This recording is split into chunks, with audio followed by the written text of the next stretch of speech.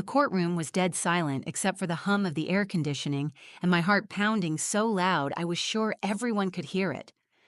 I watched my whole world crumble as Linda Williams, my ex-husband's mother, sat in that witness chair with her perfectly pressed suit and her condescending smile, telling the judge exactly why I didn't deserve to raise my own son. Your Honor, Maya Chen works all night with strangers and then brings different men around that poor child. What kind of stability is that for an 8-year-old?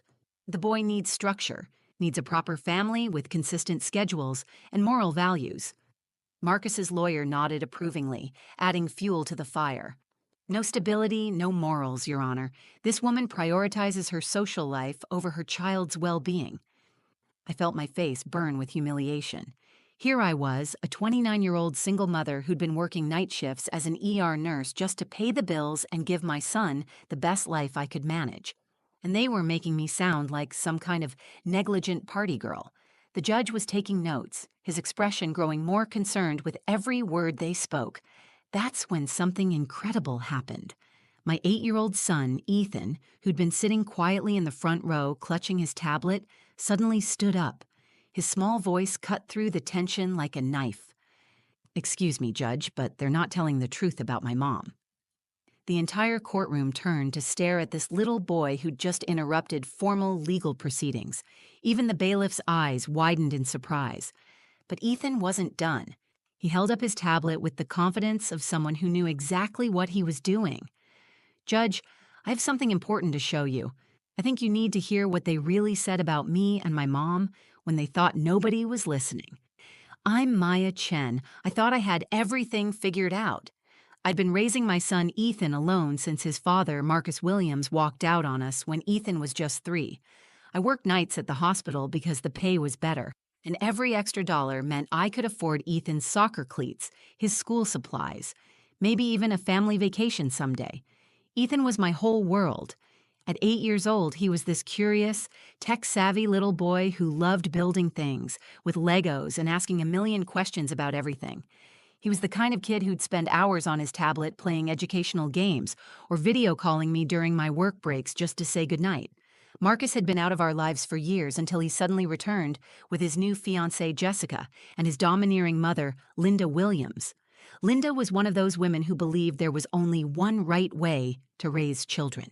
And apparently, working nights to save lives wasn't it. She'd made her disapproval of me crystal clear from the moment Marcus decided he wanted custody. And Marcus's lawyer, David Rodriguez, was the kind of aggressive attorney who'd twist anything to win a case.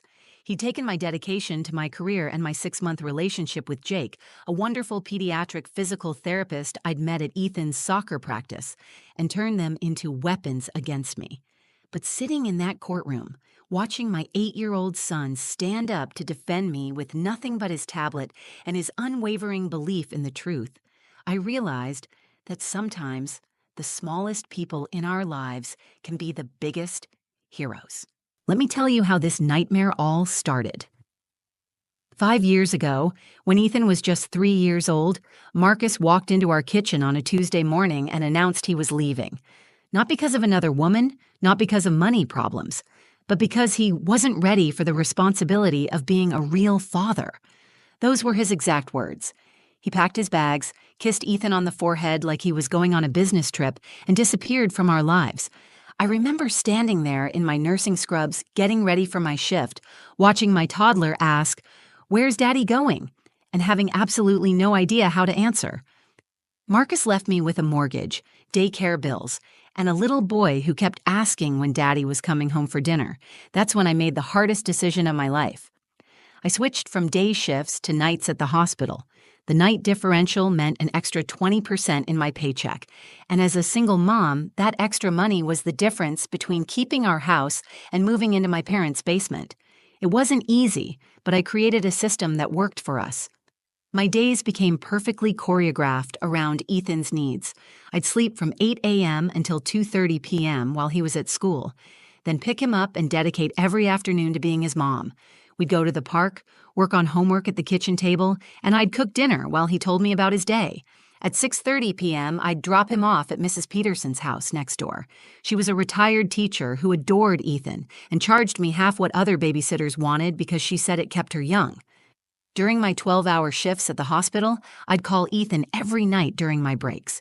Even at 3 years old, then 4, then 5, he'd tell me about his dreams or ask me to sing him a lullaby over the phone. Mrs. Peterson would hold the phone up to his ear while he fell asleep, and I'd whisper goodnight stories between checking on patients in the emergency room. Saturdays were our special days. I'd make Mickey Mouse pancakes, and we'd spend the entire day together doing whatever Ethan wanted. Sometimes we'd go to the zoo, sometimes we'd build elaborate Lego cities on the living room floor. Those Saturday mornings were sacred to us. For 4 years, this routine worked perfectly. Ethan thrived in school, made friends easily, and never once complained about my schedule. He understood that Mommy helped sick people get better at night, and he was proud of what I did. He'd tell his teachers and classmates that his mom was a superhero who saved lives. Then 6 months ago, I met Jake at one of Ethan's soccer games. Jake was a pediatric physical therapist who worked with special needs kids, and he was volunteering as an assistant coach. He was patient, kind, and amazing with children. When Ethan twisted his ankle during practice, Jake spent 20 minutes making sure he was okay and teaching him proper stretching techniques. Jake and I started talking, then dating. He'd come over for dinner on my nights off, help Ethan with homework, and play video games with him. For the first time since Marcus left, I felt like we might actually become a real family again. Ethan adored Jake, and Jake treated my son like he was his own. Everything was perfect until Marcus suddenly reappeared 3 months ago with his new fiancée Jessica and a lawyer demanding custody. Jessica was 26, worked in marketing, and had very specific ideas about how families should look. She wanted the white picket fence dream, complete with a ready-made child to prove she was maternal. The first thing Marcus said when he showed up at our door wasn't, "How's Ethan?" or "I've missed you both." It was, "This living situation isn't appropriate for my son. You're working nights, dating random men, and confusing him about family structure." I couldn't believe it. This man who'd abandoned us without a second thought was suddenly concerned about family structure. But Marcus had always been good at rewriting history to make himself look better.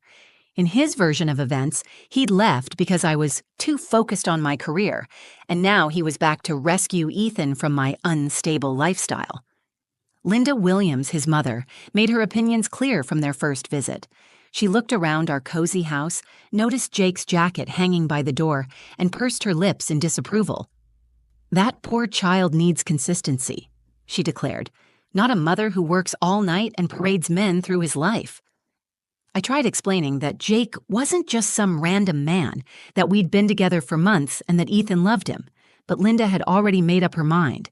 In her world, there was only one acceptable way to raise a child, and apparently everything I'd been doing was wrong. That's how I found myself sitting in a courtroom, fighting for the right to keep raising the son I'd never stopped loving, protecting, and providing for. The custody hearing started at 9 a.m. on a gray Thursday morning that felt like the end of the world. I'd barely slept the night before, running through every possible scenario in my head, trying to prepare for what Marcus and his lawyer might say. But nothing could have prepared me for the systematic destruction of my character that was about to unfold. Linda Williams was their first witness, and she took the stand like she was delivering a sermon.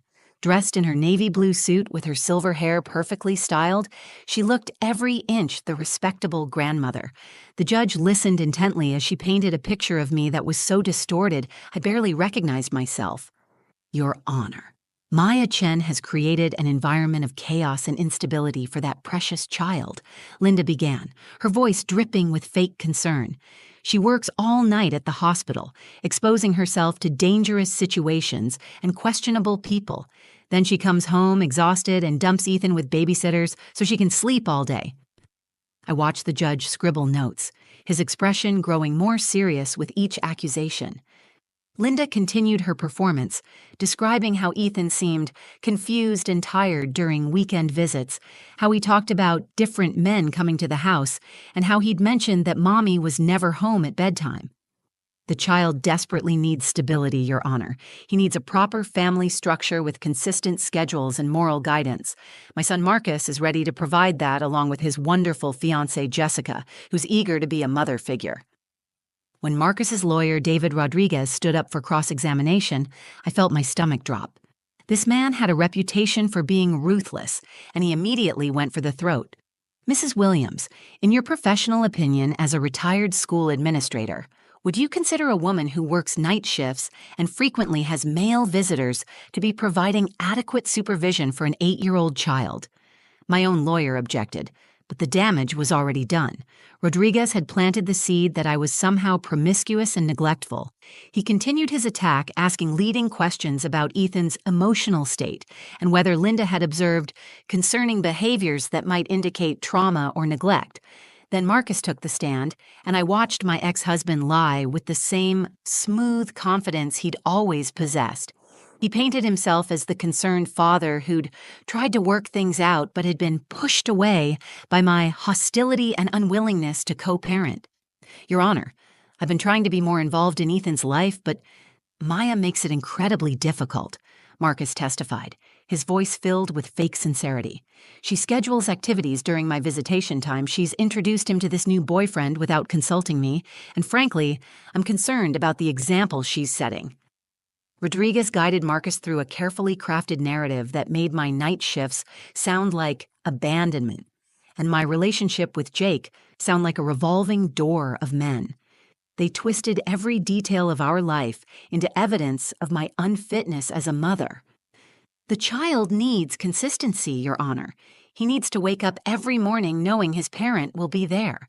He needs traditional family values and proper supervision. Maya's lifestyle simply cannot provide that. The worst part was watching the judge's reaction. He kept glancing at Ethan, who was sitting quietly in the front row, clutching his tablet. I could see the concern in the judge's eyes as he processed their arguments about emotional stability and appropriate role models. Rodriguez then called their child's psychologist, Dr. Sarah Mitchell, who had never actually met Ethan but was willing to testify about the potential psychological impact of my work schedule. She used clinical terms to describe how night shift work could disrupt attachment patterns and how inconsistent caregiver presence might lead to behavioral issues and emotional instability. Children need predictable routines and constant parental supervision, Dr. Mitchell explained. When a primary caregiver is absent during traditional family hours and relies heavily on substitute care, it can create anxiety and confusion in young children. I felt my heart sinking with every word. They were making my dedication to providing for Ethan sound like child abuse. My choice to work nights so I could afford to give him everything he needed was being twisted into evidence that I was a neglectful mother. When my lawyer finally got a chance to cross-examine, she tried to point out that I spent every afternoon with Ethan, that Mrs. Peterson was a trusted neighbor, and that my nursing career was both stable and well-paying. But Rodriguez had already created a narrative that was hard to shake. The judge asked pointed questions about my ability to provide consistent supervision and whether I'd considered more traditional work arrangements that would allow for better work-life balance. Each question felt like another nail in the coffin of my chances to keep my son. As the morning dragged on, I realized with growing horror that I was losing. Despite everything I'd sacrificed and every way I'd shown my love for Ethan, they were successfully painting me as an unfit mother. Just as my lawyer finished her weak closing argument and I felt the last shreds of hope slipping away, something extraordinary happened. Ethan suddenly stood up from his seat in the front row, his small tablet clutched in both hands. "Excuse me, Judge, but they're not telling the truth about my mom." The entire courtroom froze. The judge looked up from his notes with surprise, while Marcus and Linda exchanged panicked glances. David Rodriguez immediately shot to his feet, ready to object, but the judge held up his hand for silence. "Young man, this is a very serious courtroom proceeding," the judge said gently but firmly. "You need to sit down and let the adults handle this." But Ethan didn't budge. At 8 years old, my son stood there with a determination I'd never seen before, his chin raised and his voice steady despite his small stature. "Please, Judge, I know I'm just a kid, but I heard them talking about me and my mom when they thought I wasn't listening. I recorded it because I knew nobody would believe me." My heart stopped. I had no idea what Ethan was talking about, but the confidence in his voice told me he'd been planning this moment. David Rodriguez was frantically objecting, claiming it was inappropriate to involve a child in legal proceedings, but the judge seemed genuinely curious about what my 8-year-old had to say. "What exactly did you record, son?" the judge asked, leaning forward with interest. Ethan held up his tablet, the same device I'd bought him for educational games and our nightly video calls during my work breaks. "Last weekend, when I was staying at Dad's house, I heard him and Grandma Linda talking about getting rid of me and hurting my mom. I knew it was important, so I used my tablet to record them." The courtroom erupted in whispers. Marcus had gone completely pale, while Linda was shaking her head vigorously, trying to signal something to her son. My own lawyer looked as shocked as I felt, but she quickly recovered and addressed the judge. "Your Honor, if the child has evidence relevant to this custody determination, I believe the court should hear it." Rodriguez was practically shouting his objections now. "This is highly irregular, Your Honor. Children cannot be witnesses in their own custody cases. Any recording would be inadmissible and potentially traumatic for the child to discuss." But the judge was studying Ethan carefully, and I could see something had shifted in his demeanor. My son wasn't acting like a coached child or someone who'd been manipulated into saying certain things. He was acting like a kid who'd discovered something terrible and wanted to make it right. "Son, do you understand what a recording is? And do you understand that what you recorded might be very important to this case?" the judge asked. Ethan nodded solemnly. "Yes, sir. My mom always tells me to tell the truth, and I think you need to know the truth about what they really want to do with me. They were talking about sending me away and making my mom cry, and that's not fair because my mom is the best mom in the whole world." The judge glanced at both legal teams, then back at Ethan. "I'm going to allow this evidence to be presented with the understanding that we're doing what's in the best interest of the child. Young man, can you play what you recorded?" Ethan's face lit up with relief and determination. He walked closer to the judge's bench, his small fingers working confidently on his tablet screen. "I know how to use this really good because my mom taught me. She calls me on it every night during her work breaks to say goodnight, and sometimes I play games while I'm waiting for her call." Marcus was whispering urgently to his lawyer, beads of sweat forming on his forehead.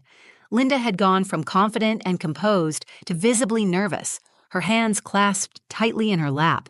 Even their lawyer looked like he was realizing his carefully constructed case was about to crumble.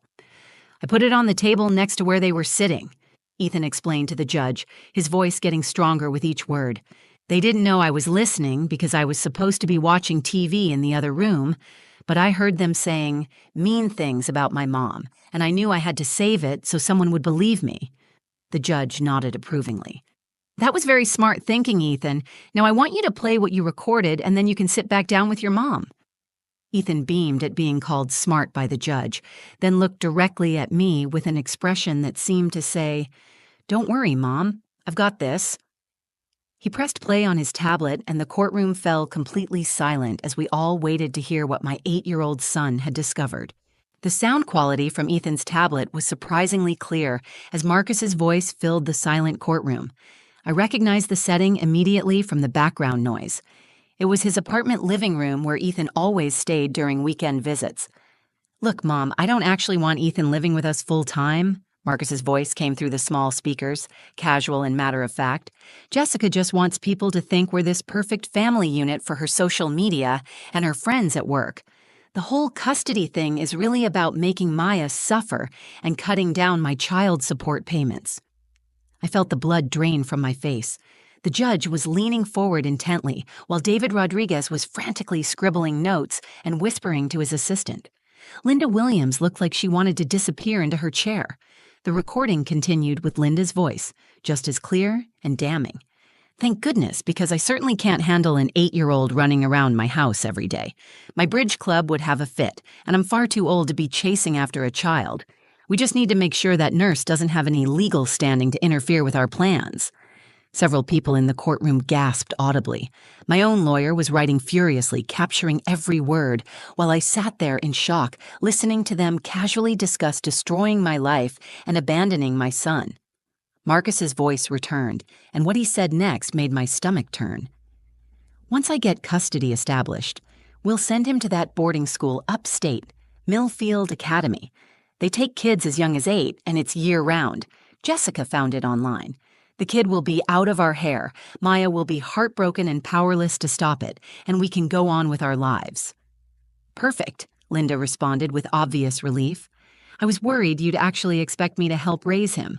I raised my children already, and frankly, that boy has too much of his mother's attitude for my taste. A good boarding school will straighten him out and teach him proper respect for authority. The recording picked up Marcus laughing, a sound that made me feel physically sick. The best part is that Ethan's too young to understand what's happening. By the time he figures out that we don't actually want him around, he'll be institutionalized and conditioned to the system. Kids adapt to whatever situation you put them in at that age. Linda's voice became conspiratorial. And Maya will be completely destroyed. She'll spend years fighting the system trying to get him back. But once a child is placed in residential care and the custodial parent claims they can't handle him, it becomes very difficult to reverse. She'll exhaust herself emotionally and financially, which is exactly what she deserves for all the trouble she's caused. The judge's expression had transformed from professional detachment to barely controlled anger. He was staring at Marcus and Linda with a look that could have melted steel, while Marcus had turned an alarming shade of gray. The recording continued relentlessly.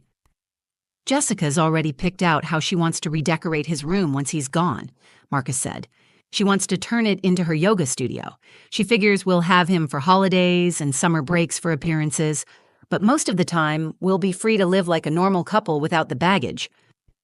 Brilliant, Linda replied. That woman thought she could trap my son with a pregnancy and then work her manipulative nursing schedule to make herself look like some kind of martyr. Well, now she'll learn what happens when you cross the Williams family. The final part of the recording was the most devastating. Marcus's voice took on a cruel edge that I remembered from our worst fights during the divorce. Ethan will never know we planned this. We'll tell him his mother abandoned him when things got difficult, that she chose her career and her boyfriends over him. Children believe whatever you tell them consistently enough. By the time he's a teenager, he'll hate her and won't want anything to do with her anyway.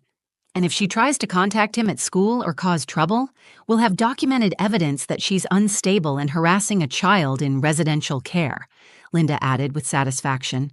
The system will side with us every time. The recording ended with the sound of them clinking glasses together, as if they were celebrating the destruction of my life and the abandonment of my child. The courtroom was dead silent for a long moment. The judge was staring at the tablet, then at Marcus and Linda, his face a mask of professional fury. David Rodriguez looked like he wanted to crawl under his table, while Marcus and Linda sat frozen in their seats, caught in their own words. Ethan walked back to his seat beside me, slipping his small hand into mine. He whispered, "I knew they were lying about you, Mom." I wanted everyone else to know the truth, too. The judge's gavel came down with a sharp crack that seemed to echo through the stunned courtroom. His voice was steady but filled with barely contained fury as he addressed Marcus and Linda directly.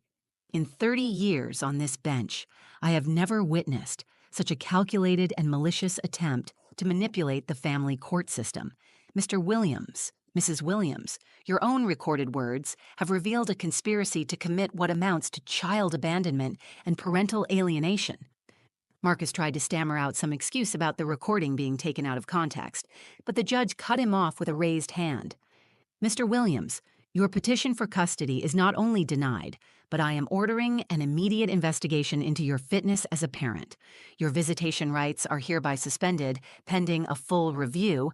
Mrs. Chen, your son will remain in your custody, and I am issuing a restraining order, preventing any member of the Williams family from contacting either you or Ethan outside of court-supervised visits. I felt my knees go weak with relief. Ethan squeezed my hand tighter, and I could see tears of joy streaming down his face. The nightmare was finally over, but the judge wasn't finished. Furthermore, I am referring this case to the district attorney's office for potential fraud charges. Attempting to manipulate custody proceedings through false testimony constitutes perjury, and conspiracy to abandon a child may constitute criminal neglect. David Rodriguez was frantically packing his briefcase, clearly wanting to distance himself from his now toxic clients. Linda Williams had gone completely white, while Marcus looked like he might be sick right there in the courtroom. The judge turned his attention to Ethan, his stern expression softening considerably. Young man, what you did today took incredible courage. You protected your mother and yourself by telling the truth, even when it was scary. That shows real character. Ethan beamed with pride, standing a little taller. Thank you, sir. My mom always says the truth is the most important thing, even when it's hard. Your mother raised you well, the judge replied, glancing at me with approval. Mrs. Chen, based on everything I've heard today, including the testimony of your neighbors, your employer, and your son's school, it's clear that you are a devoted and capable mother. Your work schedule is not only reasonable, but admirable, given that you're saving lives while providing for your family. As we left the courthouse that day, I couldn't stop hugging Ethan. My brave, brilliant little boy had saved us both with his quick thinking and courage. Jake was waiting for us in the parking lot, and when Ethan ran to him shouting, "We won! We won!" Jake lifted him up and spun him around like the hero he was. 6 months later, our lives had settled into an even better rhythm than before. The stress of the custody battle was behind us, and I'd been promoted to charge nurse on my shift, which came with a significant raise. Jake had moved in with us, and we were planning our wedding for the following spring. Ethan was thriving in school, proud to tell everyone about how he'd outsmarted the adults who tried to separate our family. The best part was that our story had somehow made its way onto social media, where it went viral as the 8-year-old who saved his mom. Thousands of people shared it, commenting about Ethan's bravery and intelligence, and the video got millions of views. Parents everywhere were praising him as an example of how children can be heroes too. Marcus was facing fraud charges and had lost his job when the recording became public. Linda had to move in with her sister after the legal fees bankrupted her. Justice had been served in the most poetic way possible, by an 8-year-old with a tablet and an unshakable sense of right and wrong. Every night when I called Ethan during my breaks, he'd tell me about his day, and I'd remind him how proud I was of his courage. He'd grown more confident since the trial, knowing that he'd stood up for what was right and won. Our Saturday morning pancake tradition continued, but now Jake joined us, and Ethan would regale us with stories about his friends at school, asking him to teach them how to use their tablets to record things. I had to explain that most kids didn't need to gather evidence against lying adults, but Ethan just grinned and said he was ready if any of his friends ever needed help with the truth. The judge had been right. I'd raised him well. But that day in the courtroom, Ethan had taught me something too. Sometimes the smallest voices carry the most powerful truths, and sometimes an 8-year-old with determination and a tablet can change everything.